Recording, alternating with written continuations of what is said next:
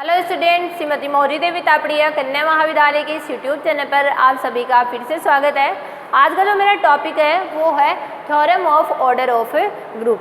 Previous के जो दो वीडियोस है उनके अंदर अपन ऑर्डर ऑफ ग्रुप की जो थ्योरम्स है उन्हीं को डिस्कस कर रहे हैं। उनके अंदर अपन आगे जो है कुछ और इम्पोर्टेंट जो थ्योरम्स है उनको भी डिस्कस करेंगे। प्रीवियस वीडियोज़ में के अंदर अपन ने 2-3 इम्पोर्टेंट जो थ्योरम्स है उनको अपन डिस्कस कर चुके हैं। आज का वीडियो भी अपना उसी थ्योरम्स पे ही है। उनके अंदर अलग अलग स्टेटमेंट के लिए अलग अलग जो प्रूफ्स होते हैं उनको अपन देखते हैं। तो आज की वीडियो के अंदर अपन देखेंगे कि थ्योरम क्या है और उसका स्टेटमेंट पहले अपन देखेंगे और फिर इसके प्रूफ को देखेंगे। ठीक है, अब देखिए थ्योरम का जो स्टेटमेंट है वो बहुत ही सिंपल है। एक ग्रुप लिया हुआ है और ग्रुप के अंदर 2 एलिमेंट को लिया गया है। ठीक है, और उन दोनों एलिमेंट के लिए ऑर्डर के लिए अपने को यहाँ पे बताया गया है। यदि G एक ग्रुप है, G एक ग्रुप है तथा A बिलोंग्स टू G, मतलब A जो है वो किस में बिलोंग कर रहा है, G में बिलोंग कर रहा है, तब यहाँ पे अपने को प्रूफ करना है order of X A X inverse equals to order of A. ठीक है, for all X belongs to G। ठीक है, ये अपने को यहाँ पर प्रूफ करना है। बहुत ही सिंपल सा स्टेटमेंट है इसका। तो अपन सबसे पहले तो यहाँ पे यही लेट करेंगे कि मेरा जो ग्रुप है, ठीक है, उसका ऑर्डर कितना है। ग्रुप का जो ये एक एलिमेंट मैंने उठाया है, इस एलिमेंट का ऑर्डर मेरा कितना है, यहाँ पर n है, क्योंकि इसका कुछ ना कुछ तो एलिमेंट होगा ही, कुछ ना कुछ इनके ऑर्डर तो अपने को डिफाइन करने ही होंगे। तो यहाँ पे देखिए प्रूफ के अंदर सबसे पहले मैं इन दोनों के लिए जो ऑर्डर है उनको यहाँ पर मान लेती हूँ। माना ऑर्डर ऑफ A जो है वो है n और order of X A X inverse जो है वो है मेरा यहाँ पे m। ठीक है, और मुझे प्रूफ करना रहेगा यहाँ पे, सिद्ध जो करना है, सिद्ध ये करना है कि n इक्वल्स टू m। ठीक है, ये मुझे यहाँ पर प्रूफ करना है। ठीक है, तो इतनी चीज़ें यहाँ पर मेरे हिसाब से सभी को क्लियर हो गई होगी। अब देखिए अपन जो शुरुआत में अपने को ये पहले पता होना चाहिए कि ये एलिमेंट्स किस तरह से यहाँ पर रिएक्ट करेगा या किस तरह से इस ग्रुप के अंदर ये डिफाइन होगा। तो मैं एक चीज़ लेके चल लेती हूँ। यहाँ पे मैं यहाँ पे एक्स ए एक्स इनवर्स का जो होल स्क्वायर है उसको डिफाइन करते हैं। ठीक है, एक्स ए एक्स इनवर्स का होल इनवर्स यानी ये 2 बार मल्टीप्लाई हो रहा है खुद से, इसी तरह से तो इसको लिखेंगे। अब यहाँ पर अपन साचरेता वाली प्रॉपर्टी लगा देते हैं। एक्स ए को छोड़ा और एक्स इनवर्स और एक्स इन दोनों को साथ में ले लिया और ए एक्स इनवर्स। ठीक है, ये यहाँ पर अपना आगे आ गया। अब जानते हैं कि x जो है वो किसका एलिमेंट है, G का एलिमेंट है, तो उसका x इन्वर्स भी विद्यमान होगा। और x इन्वर्स और x जब आपस में एक दूसरे से संक्रिया करेंगे तो क्या आएगा, एक आइडेंटिटी एलिमेंट जो है वो अपने को फाइंड आउट होगा। ठीक है, तो यहाँ पे क्या आ जाएगा, आइडेंटिटी एलिमेंट आ जाएगा। एक्स ए एक्स इनवर्स का जो होल स्क्वायर होगा उसके बराबर में आ जाएगा एक्स ए फिर आइडेंटिटी और ए एक्स एक्स इनवर्स। ठीक है, अब ए का जो चाहे आप इस ए से करवा लो चाहे इस ए से मल्टीप्लाई करवा लो, क्या आना है, वापस ए ही आना है। ठीक है, और ए और ए मल्टीप्लाई होके क्या हो जाएगा, ए स्क्वायर यहाँ पर डिफाइन हो जाएगा। ठीक है, तो एक्स ए एक्स इनवर्स का होल स्क्वायर कितना हो गया, अंदर ए स्क्वायर यहाँ पर डिफाइन हो गया। ठीक है, तो इसी तरह से मैं यहाँ पर n-1 अवयव के लिए मान लेती हूँ। या आप जैसे अपन आगमन वाला नियम, आगमन वाला सिद्धांत होता है, गणितीय आगमन सिद्धांत, जैसे उसमें मानते हैं वैसे इसमें अपन लेटे कर सकते हैं। तो देखिए इस चीज़ को मैं यहाँ पे आगे जो है वो बढ़ाती हूँ। तो अब मेरा आगे यहाँ पर क्या फाइंड आउट होगा, मुझे मान लीजिए मैंने n-1 के लिए लिखा एक्स ए एक्स इनवर्स की पावर है n-1, तो क्या आएगा, एक्स ए की पावर n-1 और एक्स इनवर्स, यही आएगा ना। अब इसको अपन n के लिए प्रूफ करेंगे, तो n के लिए प्रूफ करने के लिए अपन इसको क्या लिखेंगे,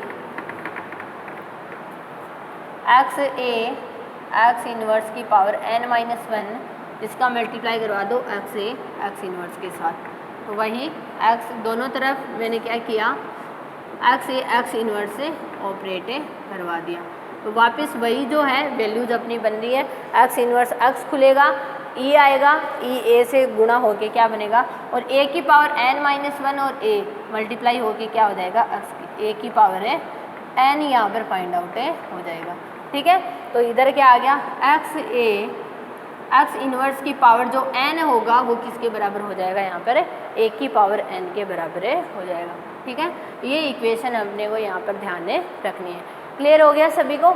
इस तरह से यहाँ पर अपन लिख सकते हैं। अब देखिए, अब अपन इसको जो ऑर्डर के लिए जो चीज़ अपन लेके चल रहे थे उसको यहाँ पर अपन देखेंगे। ठीक है, ये चीज़ इतनी यहाँ पर आ गई है। अब अपन जानते हैं, देखिए ऑर्डर ऑफ ए जो है वो अपन ने कितना माना था, हम जानते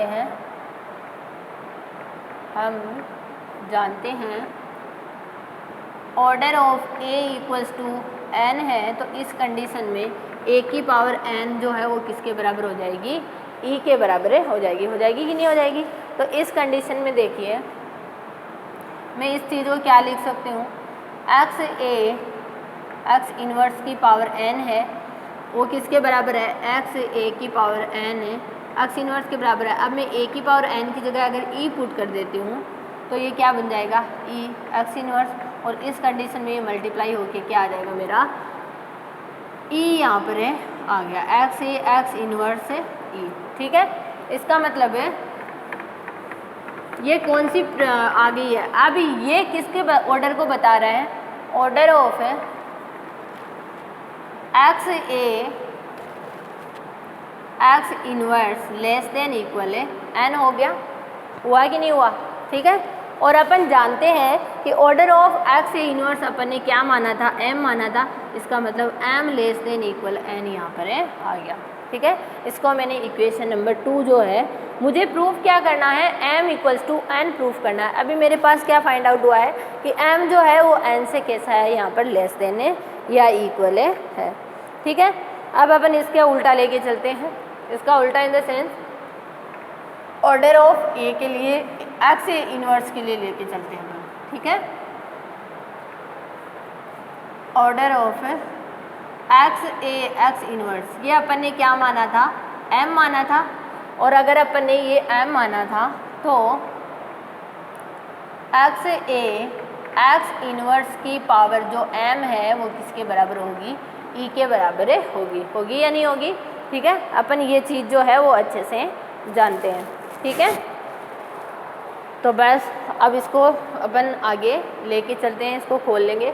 ये इक्वेशन नंबर 2 है, इसको आप ध्यान में रखिएगा क्योंकि ये 2 इक्वेशन से ही अपना यहाँ पर आंसर जो है वो फाइंड आउट होने वाला है। अब देखिए ये m है, तो अगर इसकी पावर m होती है तो उसको मैं क्या लिख सकती हूँ, एक्स ए की पावर m है x inverse equals to e, ये यहाँ पर लिखी जा सकती है। अब देखिए मुझे इस एक्स इनवर्स को हटाना है तो मैं इधर क्या करूँगी, एक्स को ऑपरेट करवाऊँगी। सबसे पहले इसके साथ मैंने ऑपरेट करवाया किसको, एक्स को, तो यहाँ भी इधर भी क्या हो जाएगा, एक्स ऑपरेट हो जाएगा। तो यहाँ पर देखिए अब ये दोनों जो है वो एक्स ए की पावर m है एक्स इनवर्स है एक्स, ये क्या बन जाएगा, और e के x के साथ क्या बन जाएगा e, तो ये e आएगा, e का इन से मल्टीप्लाई होगा, कोई दिक्कत वाली बात नहीं होगी, यहाँ पे e ही आ जाएगा। अब x है a की power m equals to x। अब मुझे इस x को हटाना है तो मैं इधर क्या ऑपरेट करवा दूँगी, x इनवर्स से ऑपरेट करवा दूँगी। तो x इनवर्स है x, ये e हो जाएगा, तो a की पावर m है, और ये बराबर में भी क्या आ जाएगा मेरा यहाँ पर e जो है वो फाइंड आउट हो जाएगा। देखो मैंने सीधा सा ये अपन लेके चले इस कंडीशन से कि अगर इसकी पावर है, इसका ऑर्डर अपन ने m लेट किया था, m लेट किया है, तो अपन इसके ऑर्डर वाली डेफिनेशन से क्या लिख सकते हैं, ये लिख सकते हैं कि जिस भी एलिमेंट का अपन ने m लेट किया उसकी पावर m लगाएंगे तो क्या आ जाएगा, e आ जाएगा। और इसके लिए अपन ने यहाँ पे देखा ही था एक्स ए एक्स इन्वर्स की पावर अगर अपनी एन होती है तो उसको अपन क्या लिख सकते हैं, एक्स ए की पावर एन एक्स इन्वर्स से लिख सकते हैं। तो मैंने इसको जो है वो इससे रिप्लेस कर दिया। अब मुझे पहले एक्स इन्वर्स को हटाना है तो मैंने दोनों तरफ क्या किया, एक्स ऑपरेट करवा दिया। ठीक है, एक्स ऑपरेट करवाने पे ये वैल्यू बनी, फिर यहाँ पे अपने पास बच गया, इधर बच गया एक्स। ठीक है, तो इधर से एक्स हटाने के लिए मैंने दोनों तरफ एक्स इन्वर्स ऑपरेट करवा दिया, तो यहाँ पे आ गया एक ऑर्डर ऑफ ए जो है। अब देखिए इससे अपने को क्या पता चलता है, इससे पता चलता है कि ऑर्डर ऑफ ए जो है वो लेस देन इक्वल होगा एम से। होगा या नहीं होगा, अपन डेफिनेशन से ये चीज़ लिख सकते हैं कि ऑर्डर ऑफ ए जो है वो लेस देन इक्वल एम में होगा। और अपन जानते हैं कि ऑर्डर ऑफ ए अपन ने कितना लेट किया था, एन लेट किया था, तो ये क्या हो जाएगा, n less than equal m में हो जाएगा। ठीक है, इसको मैंने इक्वेशन नंबर 3 नाम दे दिया। अब देखिए इक्वेशन नंबर 2 जो थी वो थी m greater than equal n. ठीक है, और ये है n greater than equal m. तो इन दोनों ही कंडीशन में ये दोनों ही नहीं होके अपने क्या आ जाएंगे, ये दोनों मैं यहाँ पे लिख देती हूँ, समीकरण 2 व 3 से। ठीक है, तो ये दोनों एक दूसरे से ग्रेटर देन और ग्रेटर देन नहीं होके क्या हो जाएंगे, दोनों आपस में इक्वल हो जाएंगे। तो n इक्वल्स टू m जो है वो अपना यहाँ पर आ जाएगा। और मैंने आपको जब थ्योरम बताई थी शुरुआत में, तब मैंने आपको बताया था कि इस थ्योरम में अपने को क्या प्रूफ करना है। तो ऑर्डर ऑफ ए को तो मैंने n माना था, order of X A inverse को मैंने m माना था, और मुझे इन दोनों को क्या दिखाना था, इक्वल दिखाना था। तो इस तरह से अपन इजीली इन दोनों को इक्वल जो है वो यहाँ पर दिखा सकते हैं और बता सकते हैं कि कोई भी जो इस तरह का एलिमेंट, किस तरह का element, x A x inverse, ठीक है, उसका जो अपना ऑर्डर होगा वो किसके बराबर होगा, ए के बराबर ही होगा। ठीक है, तो ये थ्योरम अपने को ध्यान में रखनी है, क्योंकि आगे भी कुछ ऐसी जो थ्योरम्स आएंगी जिनके अंदर इनके जो स्टेटमेंट होंगे, इनके जो ये अपन रिजल्ट्स होंगे, उनको वहाँ पर अपन डायरेक्ट यूज़ करेंगे। तो इसलिए अपने को ये स्टेटमेंट भी ध्यान होना चाहिए और इसको किस तरह से प्रूफ करना है ये एग्ज़ाम के अंदर पूछा जाता है, तो आप इसको ध्यान में रखिएगा। ठीक है, तो ये था अपना आज का वीडियो ऑर्डर ऑफ ग्रुप के बारे में। ठीक है, कुछ एक थ्योरम और अपन ने डिस्कस किया है। आई होप आपको ये समझ में आई होगी। आप इस वीडियो को ध्यान से देखना और कुछ भी नहीं समझ में आता तो मेरे साथ शेयर करना। Thank you so much.